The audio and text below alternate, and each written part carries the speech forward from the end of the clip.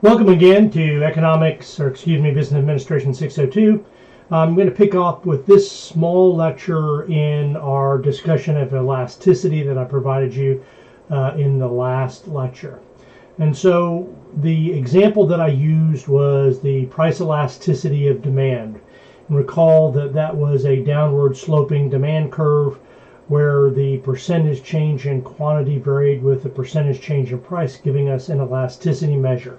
So the elasticity measure in that example was the percentage change in quantity divided by the percentage change in price is equal to an elasticity measure. That elasticity is going to be negative for demand because demand is downward sloping, and it's going to be positive for elasticity of supply. And so I'll just note again that very frequently in economics we're not as clear as we should be about the sign, and that lends some confusion to the process. So let's talk a little bit about what in the real world this means and how to think about it. If we're in business, if we're selling something, if we're thinking about pricing and quantity, we're naturally concerned, at least to some degree, with the availability of price fluctuations without there being a challenge to our profitability. And so we care about the elasticity of demand of the products that we sell. And we would prefer them to be inelastic. That is, we have a lot of price variability built in without, we would be able to vary the price without changing quantity significantly. So we would like to have a demand curve that is steeper, right, than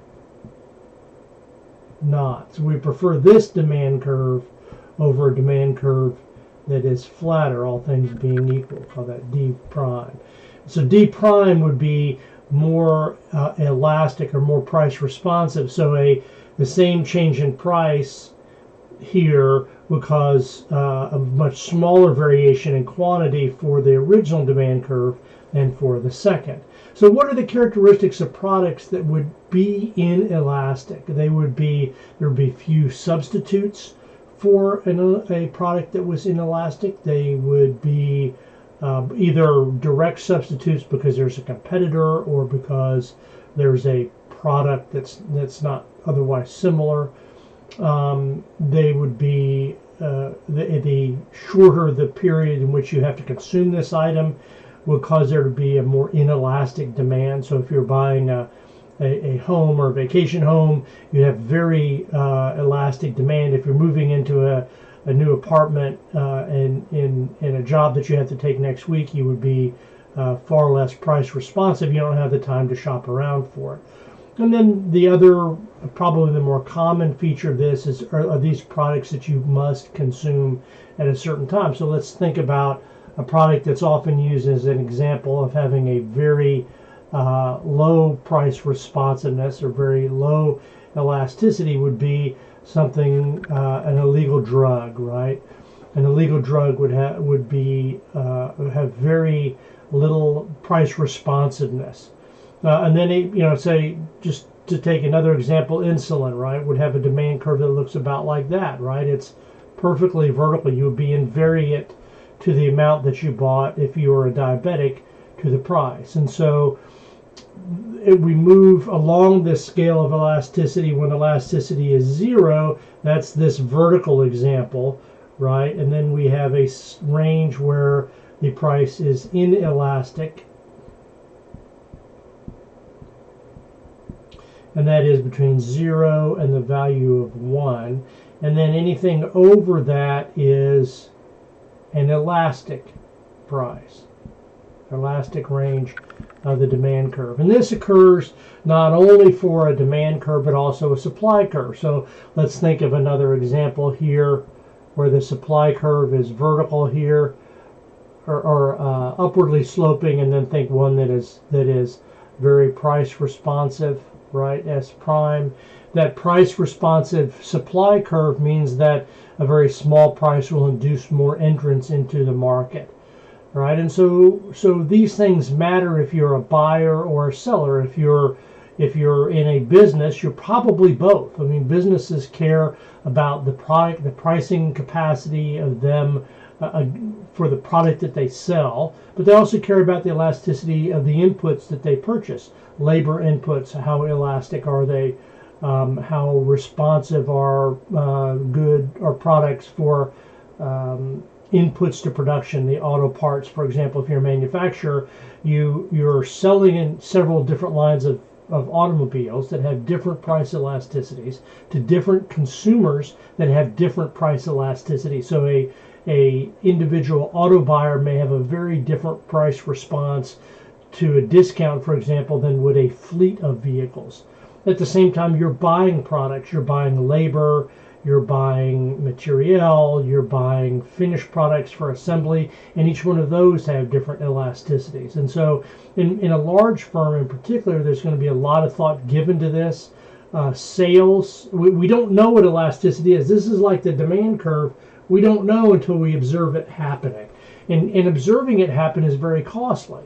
And so examples of businesses who spend time trying to figure this out are businesses that do sales. So sales and couponing are ways to reach consumers at different levels of elasticity. Let's say I would like to price here, but I also know there's a consumer that's along this demand curve, and so, or they're more elastic farther down. If I offer them a sale or a coupon, they may purchase more of that. Likewise, and this is my favorite example, Walmart is well known to allow price flexibility at individual stores that can be operated by the floor manager, which in many instances is a 20-something employee who is responsible for auto parts or recreation or home products. And so that floor manager can go in and change the price at that item down to there's a threshold where they're not losing a lot of money, and that's encouraged if you think you could sell more profitably. And so the idea is to build this idea into their employees, but the real value is that Walmart captures those price changes and shares them nationally almost in real time.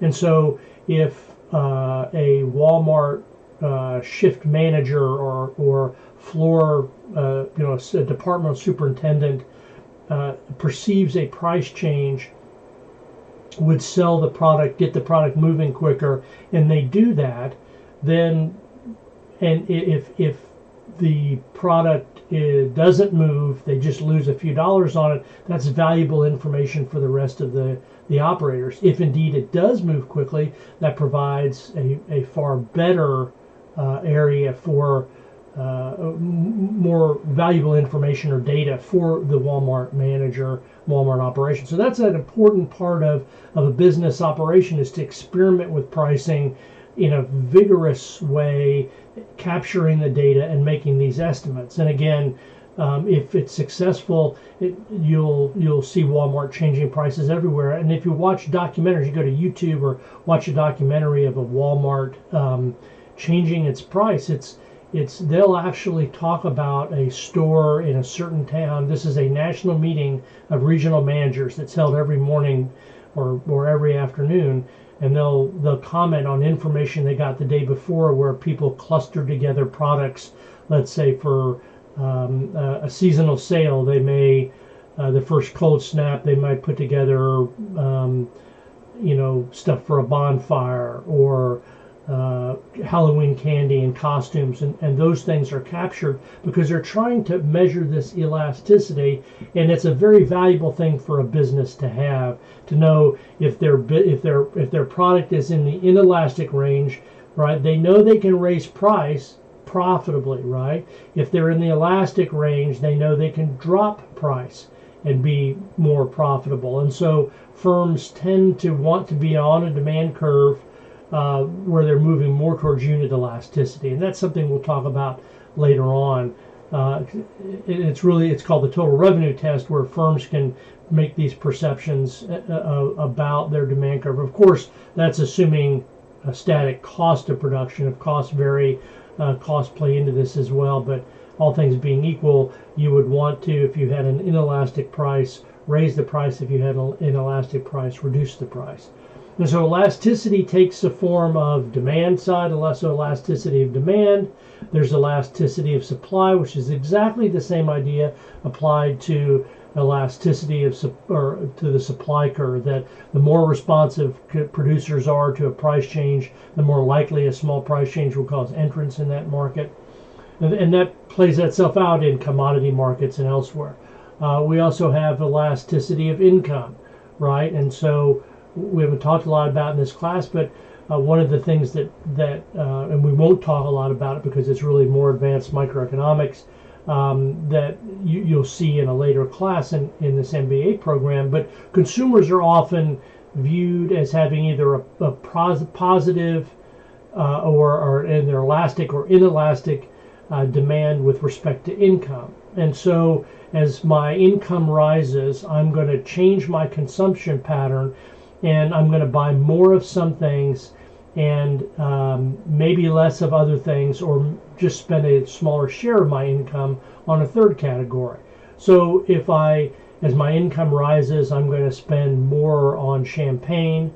I may spend more on toilet paper, but I'm going to spend a smaller share of my income on toilet paper, and then I might buy less Michelob Light.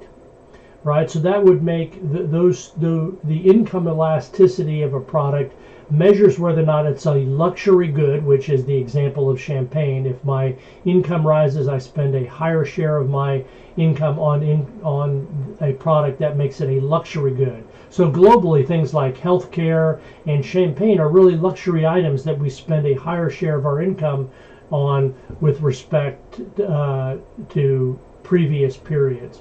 That's the economic definition of a luxury. A normal good is you may spend more on, but you spend a decreasing share of your income on. So food and toilet paper and basic necessities tend to be a normal good. And there's some items you buy less of as you become more affluent. So ramen noodles and cheap beer are viewed as inferior goods. I buy less of them I spend less of my a declining share of my income, or actually by a negative amount, of these products as my income rises. So income elasticity tells us whether or not a good is inferior, normal, or a luxury good. There's also an advertising elasticity, right, that measures the value of the advertising dollar. And so there's really an infinite number of elasticities out here. They all explain the same phenomenon mathematically. And with that, I will end this lecture, and we will return to elasticity in a later lecture.